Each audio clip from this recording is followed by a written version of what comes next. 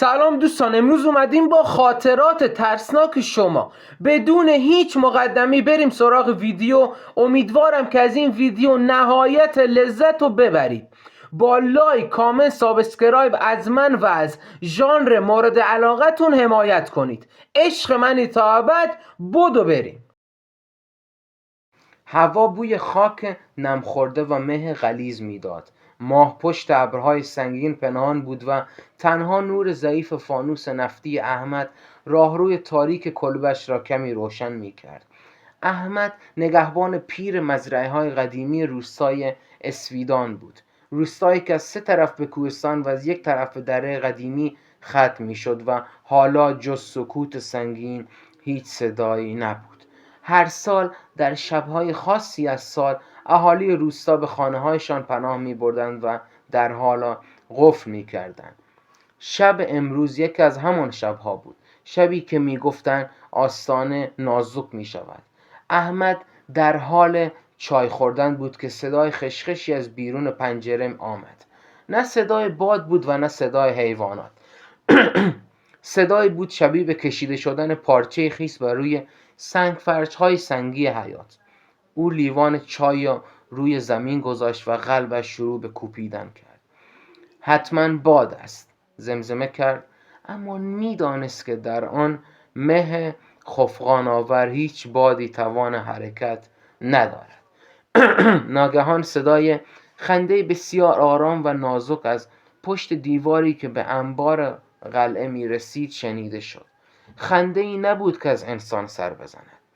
سرد، قدیمی و لرزان بود.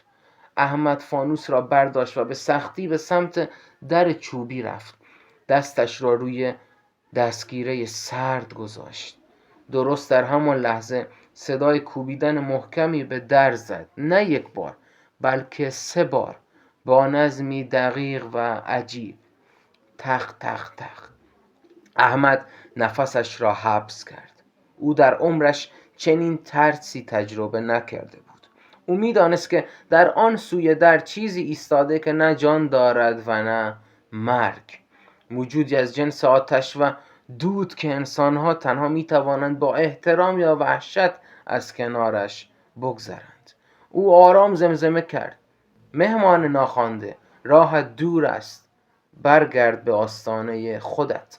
در پاسخ سکوتی سنگین حکم فرما شد، اما این بار صدای پای آرامی شروع به دور شدن کرد. گویی موجود نامرئی قدم به قدم در مه غلیظ فرو می رفت و تنها صدای یک چیز باقی ماند. صدای قطرات آبی که به آرامی از پشت بام کلبه می چکید و انگار از یک چشم نامرئی سرازیر می شد. مرتضی عاشق سکوت بود. سکوتی که تنها در کتابخانه ملی ساعات پایانی روز پس از رفتن آخرین مراجعان برقرار می شد. او کتابدار شیفت شب بود و وظیفه‌اش گرداندن قفسه ها، بستن پنجره ها و اطمینان از امنیت نسخ خطی نادر بود. اما در هفته های اخیر سکوت کتابخانه دیگر خالی نبود، بلکه پر از حضوری بود که دیده نمی‌شد. اولین بار وقتی در طبقه مخصوص تاریخ ایران باستان بود، کتابی قطور از قفسه بیرون افتاد. مرتضی خم شد تا آن را بردارد، اما دید که صفحات کتاب باز است، دقیقاً در صفحه‌ای که تصویری از یک شاهزاده غمگین قاجار نقش شده بود. مرتضی کتاب را سر جایش گذاشت و دستش را روی جلد کشید. احساس سرمایی کرد که انگار از سنگینی مرطوب می آید. شب بعد این اتفاق تکرار شد. این بار کتاب به آرامی روی میز او افتاد. مرتضی با دقت بیشتری نگاه کرد. روی صفحه باز شده در کنار تصویر شاهزاده قطره کوچک و خشک شده از جوهر سیاه افتاده بود، شبیه به یک اشک جوهری. مرتضی که مردی منطقی بود سعی کرد با تغییر چیدمان قفسه ها یا تنظیم رطوبت هوا این پدیده ها را توجیه کند. اما هر بار که به گوشه‌ای می رفت صدای خشخش کاغذهای ورق خورده از راهروی خالی به گوش می رسید. این صدا به شبیه به کسی بود که با انگشتان نازک صفحات کتابی را بسیار آهسته لمس می کند. یک شب مرتضی تصمیم گرفت منتظر بماند. در تاریکی پشت میز اصلی نشست و چراغ مطالعه‌اش را خاموش کرد. سکوت مطلق بود تا اینکه از انتهای راهروی اصلی زمزمه‌ای شنیده شد. صدای نازک و زنانه، شبیه آهی طولانی که واژه‌ای را به سختی ادا می‌کرد. می‌گفت که نوشتم. مرتضی قلبش در دهانش می‌تپید. او فهمید که روح سرگردان چیزی را می‌خواهد که گم شده است. او آرام بلند شد و به سمت قفسه مورد نظر رفت. گفت که چه چیزی را می‌خواهی؟ با صدای لرزان پرسید. زمزمه دوباره آمد، این بار کمی قوی‌تر و نزدیکتر. پایان کتابم را می‌خواهم.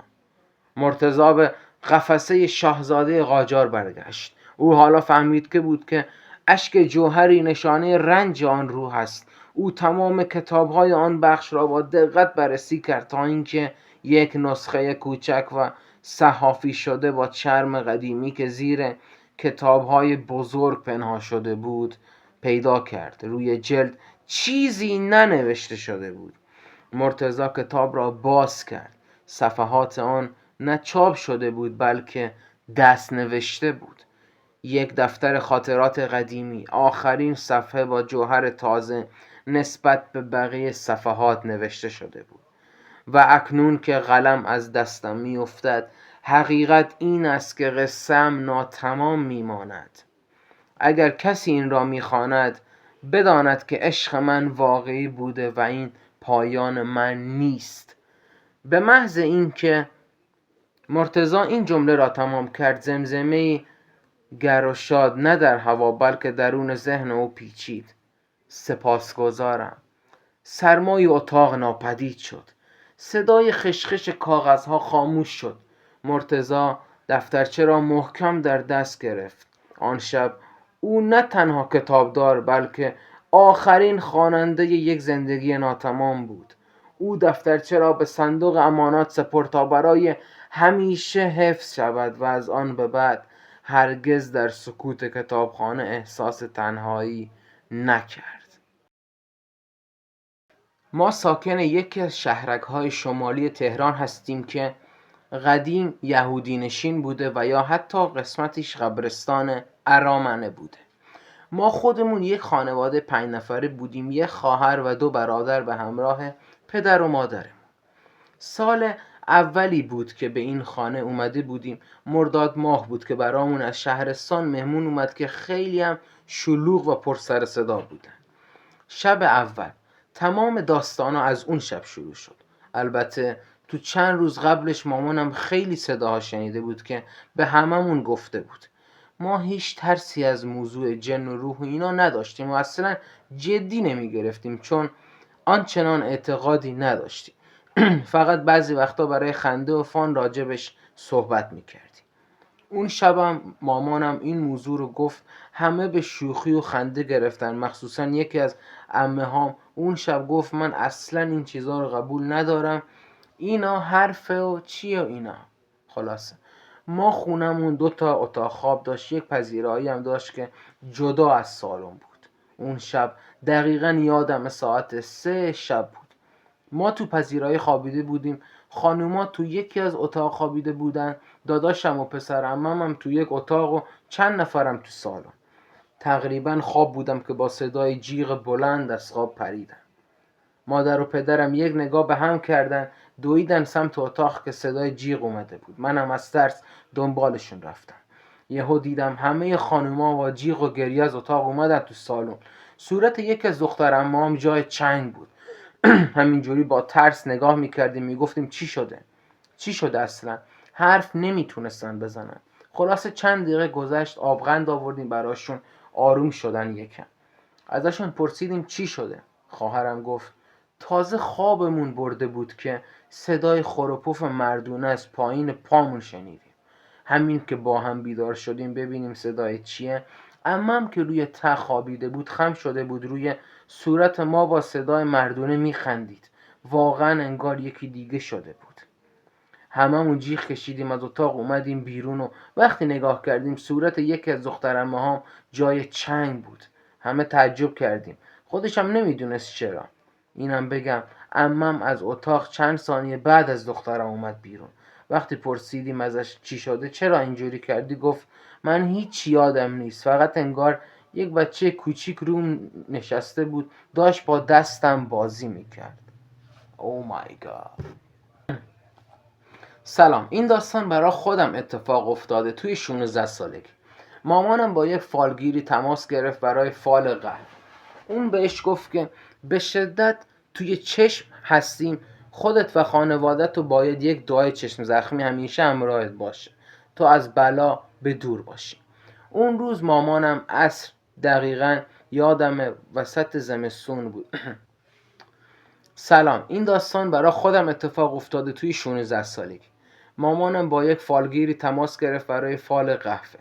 اون بهش گفت که به شدت توی چشم هستیم، خودت و خانوادت و باید یک دعای چشم زخمی همیشه همراهت باشه تا از بلاها دور باشی.